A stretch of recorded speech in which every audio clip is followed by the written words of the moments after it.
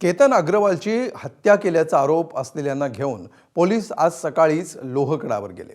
हत्येच्या दिवशी केतन आणि सिया गोयल कुठे कुठे गेले त्याचं रिक्रिएशन पोलिसांनी घटनास्थळी जाऊन केलं। यातून आरोपपत्र दाखल करताना पोलिसांना मदत होईल। दुसरीकडे सिया आणि तिचा सहआरोपी चेतन चौधरीच्या चौकशीतून दररोज नवी धक्कादायक माहिती देखील समोर येते। त्याच्या आधारे खटला उभा राहिल्यानंतर हा कोल्ड ब्लडेड मर्डर असल्याचं पोलिसांना सिद्ध करावं लागेल। बघूया यावरचा हा स्पेशल रिपोर्ट। सिया आणि चेतनला घेऊन पोलीस पुन्हा लोहगडावर। केतन अग्रवालच्या हत्येचं घटनास्थळी रिक्रिएशन। 18 जूनच्या सकाळी 75 मिनिटात काय काय घडलं? कड्यावरून ढकलायला लावला केतनच्या वजनाचा पुतळा। हत्येच्या दिवशी 9:20 केतन अग्रवाल आणि सिया गोयल एका आलिशान गाडीतून दाखल झाले। पाठोपाठ चेतन चौधरी दुचाकीवरून दाखल झाला। त्यानंतर तिकीट काढताना सिया आणि चेतनना एकमेकांना इशारा केला आणि 75 मिनिटाचा खुनी खेळ सुरू झाला। लोहगडाच्या पायथ्यापासून तर हत्ती तलावाजवळ 10:35 दरीत ढकलल्यापर्यंत नेमकं काय काय घडलं याचं रिक्रिएशन पोलिसांनी रविवारी सकाळी प्रत्यक्ष घटनास्थळी जाऊन केलं। सकाळी 6:30च्या सुमारास सिया आणि चेतनला घेऊन पोलीस लोहगडावर दाखल झाले।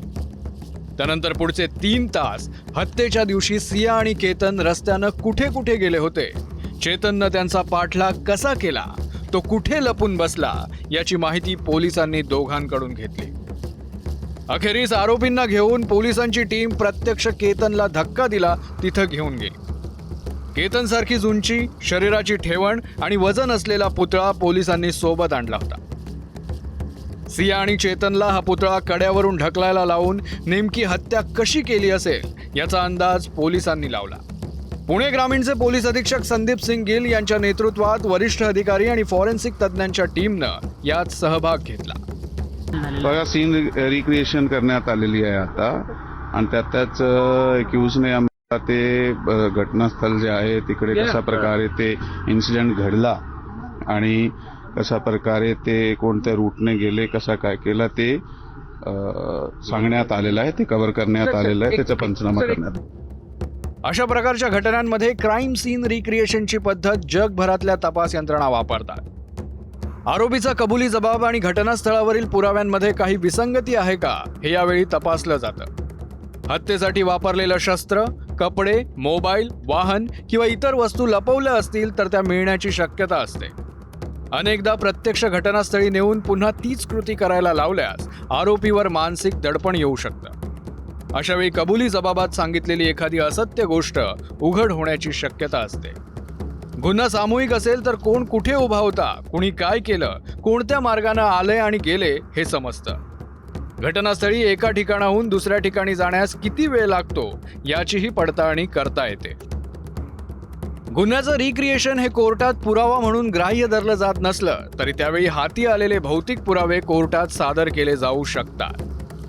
कोई भी इन्वेस्टिगेटिंग एजेंसी जो है अगर इन्वेस्टिगेट करती है तो वो एक क्राइम सीन पे जा करके वो एक रिक्रिएशन जो हुआ हो उसको समझने के लिए वो लेकर के जा सकती है, ताकि उनको एक क्लैरिटी आए कि इसमें क्या क्या प्रोबेबिलिटीज और भी हो सकती हैं या क्या उस दिन हुआ होगा, इस बात को समझने के लिए। हालांकि इसको भी एक कॉन्क्रीट पीस ऑफ एविडेंस लेकर के हम नहीं चल सकते, ये सिर्फ को रिलेट कर सकता है बाकी के जो एविडेंसेस इन्वेस्टिगेशन में जो मिले हैं उससे।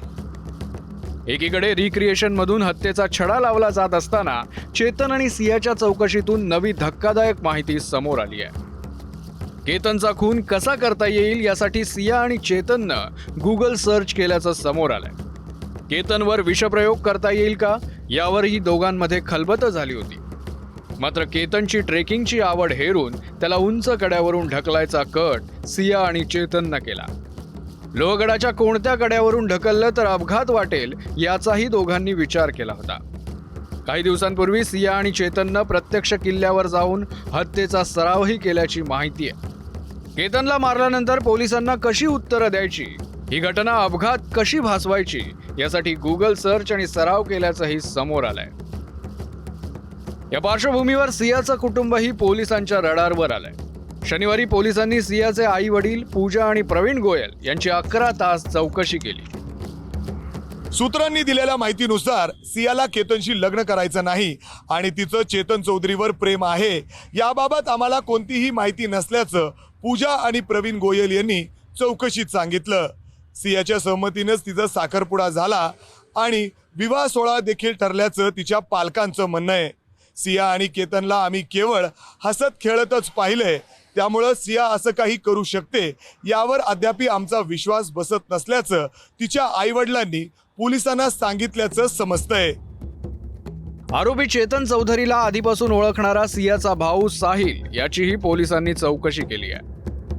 साहिल चा जबाब काल झालेला आहे. साहिल आणि चेतन एकमेकाला ओळखत होते आणि बाकी काही तपासाच्या अनुषंगाने आपण महत्त्वाच्या गोष्टींमध्ये त्यांच्याकडे चौकशी केलेली.